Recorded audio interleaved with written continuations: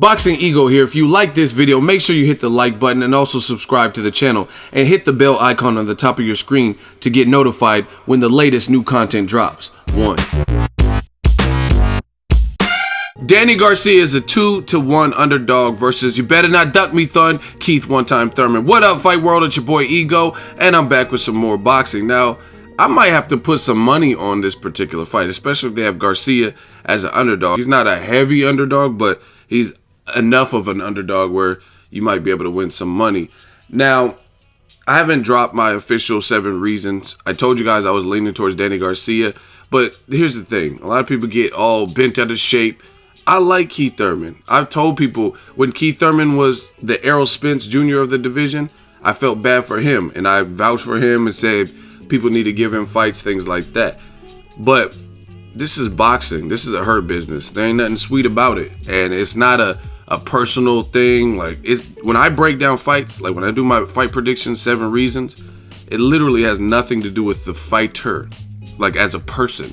Some people, like Pacquiao versus Jeff Horn, I'm reading ESPN, they did an interview with Bob Arum, and he's like, yeah, he's a likable guy. He has a great personality. And then there's this judge that said Pacquiao's gonna destroy Jeff Horn, and he's like, yeah, he's clean cut, real nice fella. Like that, I don't care about that. Like, I'm not trying to throw shade. I just break down the fight based on what I see from their intangibles, patterns, history, opponents, stuff like that. I don't care who's nice and friendly and who can cook and who treats their girlfriend well. That don't have nothing to do with that square circle.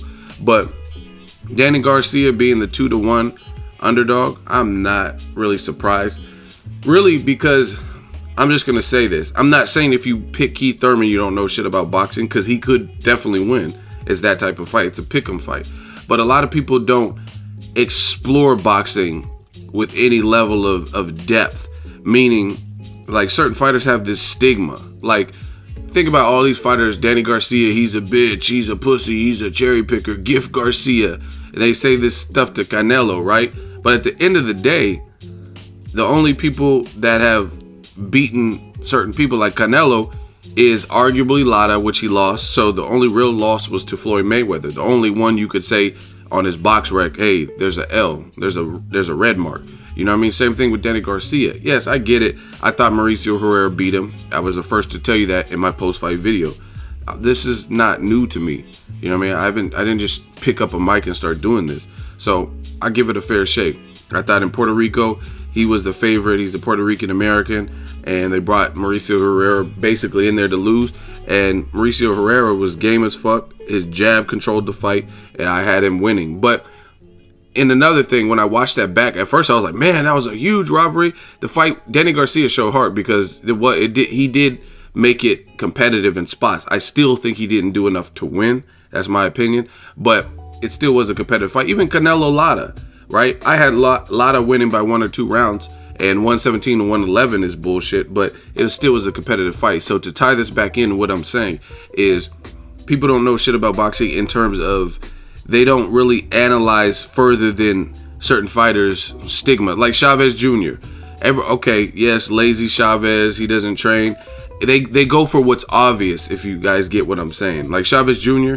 versus Canelo, I think that's a tougher fight. In fact, I did a 7 reasons, not a fight prediction, but 7 reasons why Julio Cesar Chavez Jr. versus Canelo is not easy work for Canelo. And I strongly believe that. I don't think that's an easy work type fight where he's just going to go in there and get knocked out in the first round. And I outlined in that video, there will be a card in this video if you want to check it out.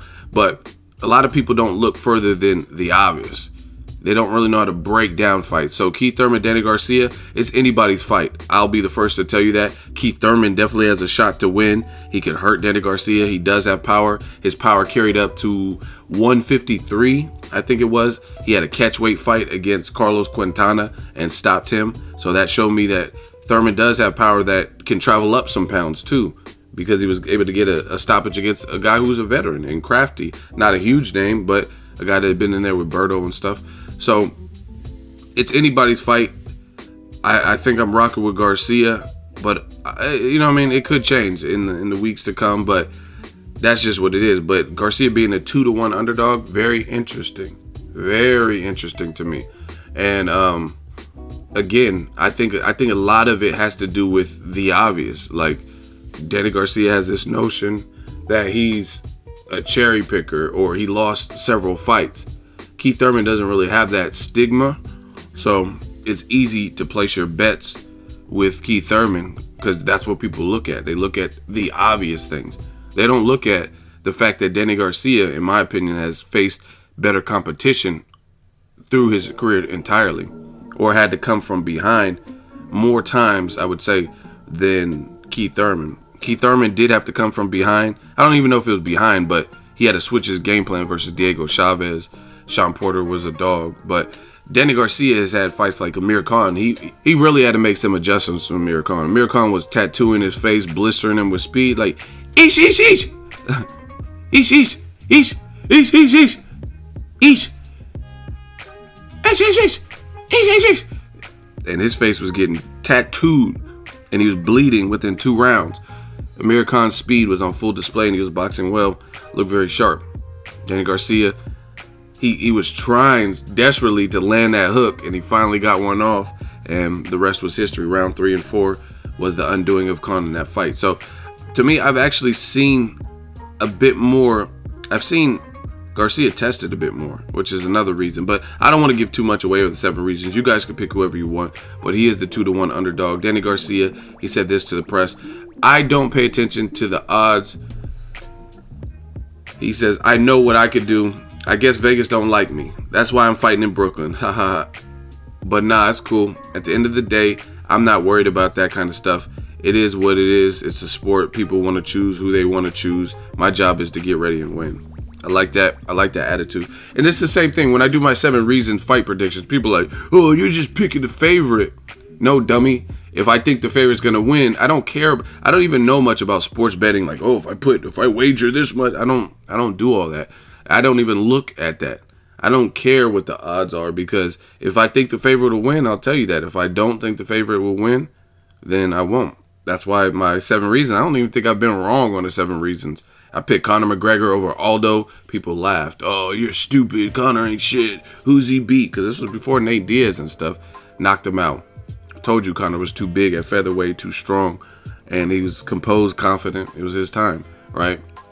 So it's not about picking favorites or whatever. It's I pick who I think will win, point blank, period, right? And right now I'm leaning towards Danny Garcia. But again, it's a 50-50 fight, and that's why we tune in. A lot of people are going to feel differently and like, you're tripping, Ego. Man, you're tripping. Thurman all day. I mean, that's what you feel. That's what you feel. If Thurman win, I have no ill will towards any of these guys. So if Thurman knocks Garcia out, like you guys are saying, if he beats him convincingly, then he beat him convincingly, and I'll congratulate him. A post-fight. That's what I'm saying. You guys don't understand the business. Like, at the end of the day, I get paid regardless of who wins this fight. You know what I mean? I'm just here to cover it, and I sprinkle, like that little meme they're doing with that little guy, that salt chef. That's what I do. I just sprinkle my little influence on the game, my little style, my humor, my fight prediction, and my thoughts. But I mean, I don't really care who wins. I'm actually glad that we're getting the fight. That's what's important to me, because that grows the sport of boxing. And they're putting it on regular CBS. I mean, shout out to Showtime. Steven Espinoza. I know he probably wanted that on the Showtime network. That would have been good, but I think they did the right thing. You put this type of fight on regular TV, you don't know what type of numbers, especially if you build it right. And hopefully they do that, like start doing some behind the scenes stuff. And that's what it is. Danny Garcia, 2-1 underdog. I'm just looking forward to the fight. It's any man's contest. Game planning. You know, I wouldn't be surprised if they hurt each other, to be honest. And 7 reasons coming soon. Let me know what you guys think of this fight and Danny Garcia being the 2-1 underdog. Drop it in the comment section. Make sure you share the video, like the video. As always, hate, comment, and subscribe. Till next video, is Ego signing off.